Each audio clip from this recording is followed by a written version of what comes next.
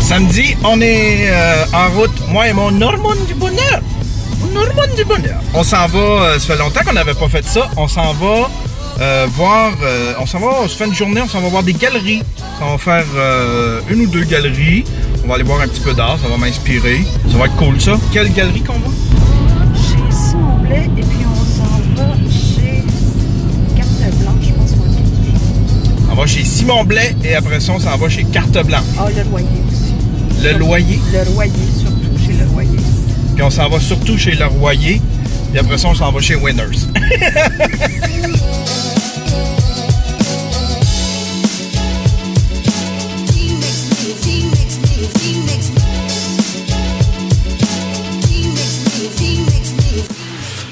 On est dans une espèce de boutique de malade. C'est plein de stuff vintage. Il y a un mur complet d'appareils photo.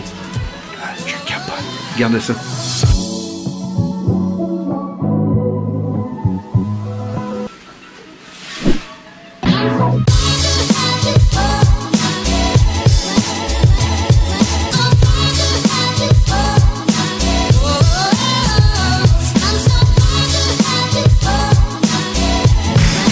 Prochain arrêt, Galerie Le Royer.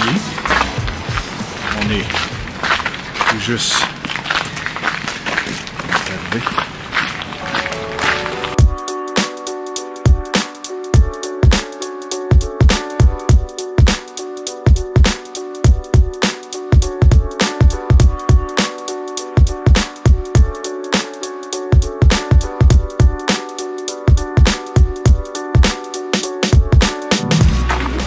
On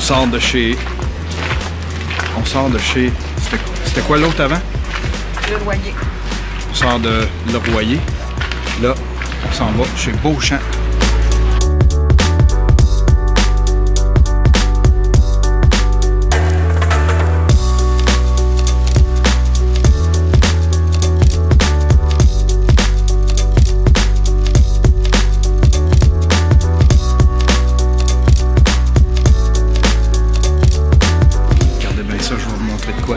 C'est un ami qui a peint ça, c'est un ami avec qui j'ai étudié en art.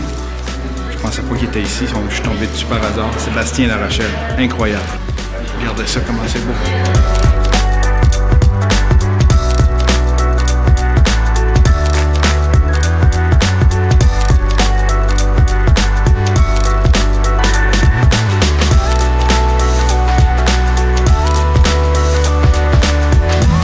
Comment ça s'appelle ici?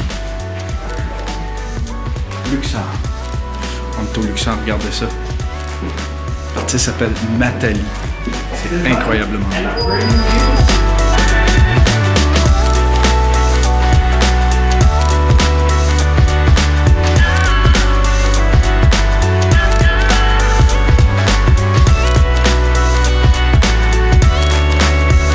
Quelle belle journée.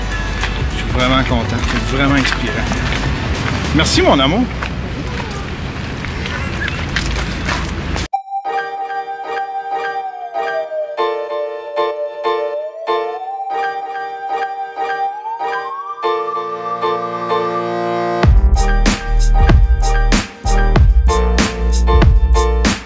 Voilà, Internet. On est mardi.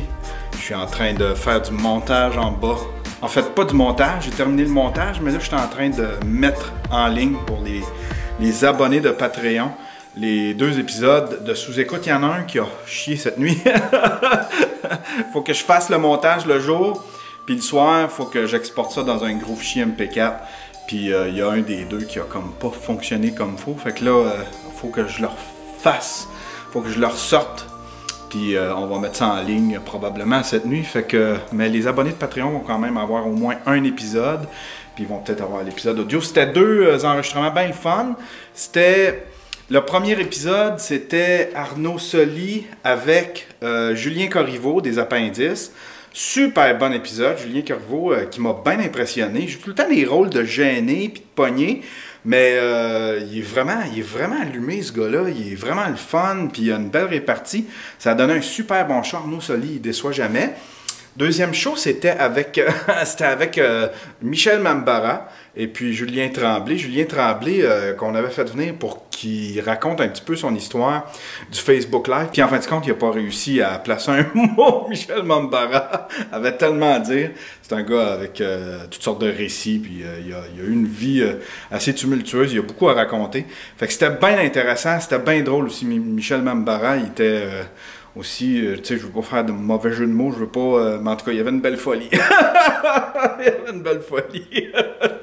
Puis là, ben aujourd'hui, c'est pas mal ma seule journée pour vlogger, puis je trouve pas de sujet, j'ai rien, à part du small talk comme ça.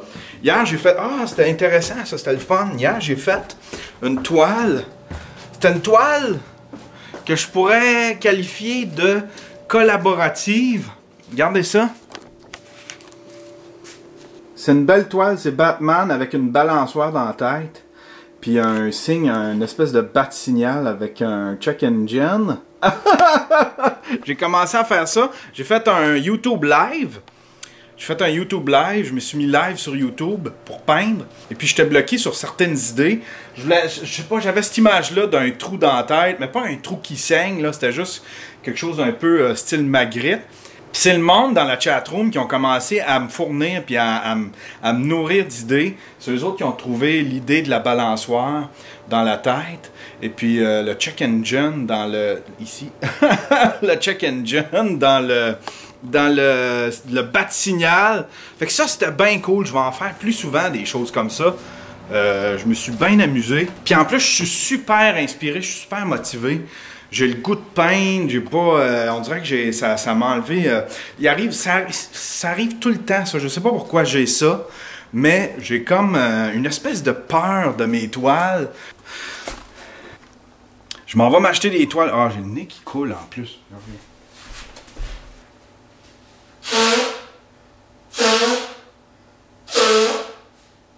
Ça me fait tout le temps ça. Je m'en vais m'acheter des toiles chez Dessert. Je suis super motivé, puis on dirait que mon corps a le goût de peindre, mon corps a le goût de faire des mouvements, de coups de pinceau, il a le goût de créer, mais on dirait que je suis tout le temps à la recherche du bon flash, des bonnes idées comme sur la toile qu'il y a là, puis quand je les trouve pas, on dirait que je bloque. J'ai peur de ma toile, j'ai peur de la manquer, j'ai peur que ce soit une idée que j'ai vue ailleurs, puis que sans m'en rendre compte, je la reproduis, je suis en train de copier, ou soit que j'ai peur de la manquer, que ça donne pas ce que je veux, et je veux tout le temps, je sais pas. J'ai comme une espèce d'obsession, mais là on dirait que à force d'en faire, ça me remet dedans. Fait que là j'essaye d'en faire, peu importe ce que je ressens, peu importe que j'aie un flash ou pas, j'ai pris la décision d'essayer de peindre autant que possible, même si c'est juste des coups de pinceau, même si c'est non figuratif, si c'est abstrait. Fait que là, je suis dedans. Tantôt, on va aller faire des commissions. Fait que je vais en profiter pour aller chez Dessert, aller me chercher des belles toiles. C'est cool, hein? C'est tout ce que j'avais à raconter pour aujourd'hui.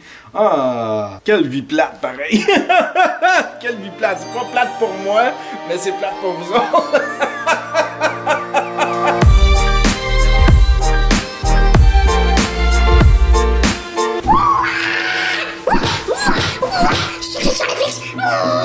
Cette semaine, je vous ramène dans le temps, je viens toucher votre corde nostalgique. Je vous parle d'une série documentaire qui s'appelle The Toys That Made Us.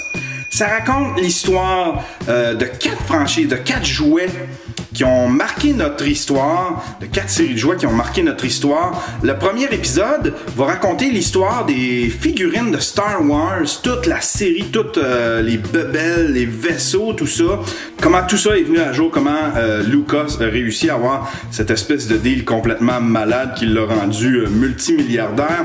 Ça parle aussi de Barbie. Il y a tellement de choses à apprendre de Barbie. Je pensais pas qu'il y avait tant de choses à apprendre d'un jouet avec lequel j'ai pas joué pantoute. Mais Barbie, Barbie, autant aujourd'hui, c'est un symbole du culte de la beauté et les féministes en ont fait un petit peu leur punching bag. Autant dans le temps, Barbie a participé à l'émancipation de la femme. C'était le premier jouet adulte pour enfants. Les filles jouaient juste dans le temps avec des catins en plastique ou des peluches. Là, c'était la première fois qu'ils avaient un jouet adulte et c'était la première fois aussi pour les filles qui avaient un jouet qui avait son propre métier. Une femme qui avait son propre métier, une femme qui avait sa ligne de linge. Autant c'est l'ennemi numéro 1 des féministes, autant dans le temps, elle a contribué aux féministes. Le troisième épisode, ça parle de He-Man, comment ces jouets-là sont venus au monde et comment aussi c'est devenu un dessin animé. C'est pas un dessin animé qui est devenu un jouet, mais plutôt l'inverse. Et ça s'est fait de façon plutôt improvisée. C'est vraiment fascinant. L'histoire de tout ça est fascinant. Le dernier épisode,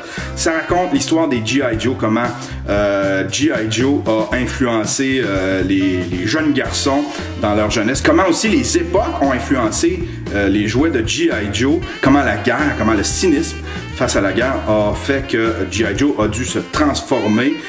C'était plus juste des soldats, c'était plutôt un rescue team. En tout cas, je pensais pas qu'il y avait tant à apprendre sur des simples jouets et pourtant, c'est 4 épisodes d'1 heure que j'ai bouffé en une soirée. C'est vraiment super bon. J'aurais dû la mettre dans les top 10 que j'ai faites parce que c'est vraiment une des meilleures séries documentaires que j'ai vues cette année sur Netflix. Ça se bouffe super bien. C'est rigolo aussi, c'est très léger, c'est bien réalisé. Ça s'appelle The Toys That Made Us. Là, faut que je m'excuse un peu parce que je trouve que le vlog est comme vide. Je trouve le vlog plate cette semaine. Ça a été juste du small talk, une petite visite dans les musées. Mais je pense que ça va être ça. Je pense que ça a été une semaine, j'ai à peu près juste travaillé, j'ai à peu près juste peint, j'ai pas sorti beaucoup de la maison. Mais bon, il y en a des plates, puis il y en a des meilleurs. Qu'est-ce que tu veux? Ça va être ça pour cette semaine.